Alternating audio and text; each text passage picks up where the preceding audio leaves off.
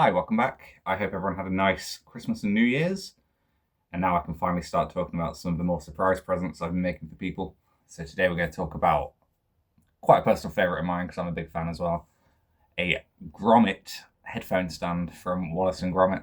This was a gift for my brother-in-law, who's a big fan of Wallace and Gromit. And, you know, it's Christmas. Wallace and Gromit feels very Christmassy, so it felt like the perfect present. It was either this or the wrong trousers, but I don't think I have the time or resources to make those right now. But never say never. So, you know a routine by now. We get onto Cults, find the perfect 3D file to print, and get that in the printer. After 2 misprints, we were finally on our way, using quite a lot of infill to make it quite heavy and hefty, since it's going to have to support the weight of the headphones. So yeah, it came out incredibly big and incredibly heavy. You can see quite a few of the, polygons from the original 3D design, so it's going to need quite a lot of sanding. But luckily, I have just invested in a brand new electric sander for my birthday.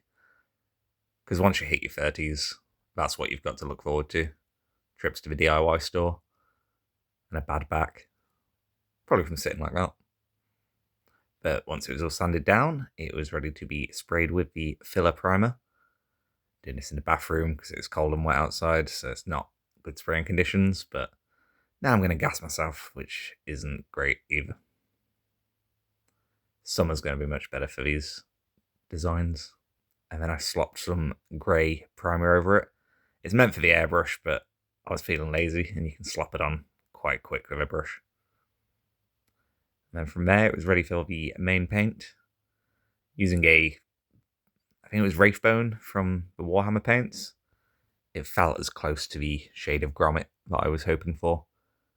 So a couple of coats of that, followed by the more detailed areas, such as white for the eyes, brown on the ears, and then black for the nose and the eyeballs. Initially I thought the nose was brown, but it looked terrible as soon as I put it on. But it was easy to fix just by painting over it. And here we go. Cracking creation. I'm so pleased with how this turned out. And then we've got the holes in the back so we can mount it onto a wall. And then you can just rest your headphones on there. And what a wonderful way to display it.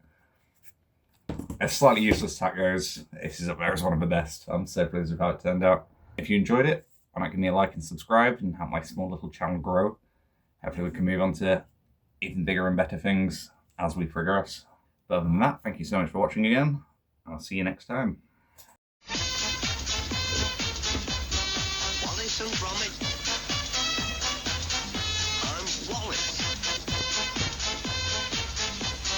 Wallace and Gromit.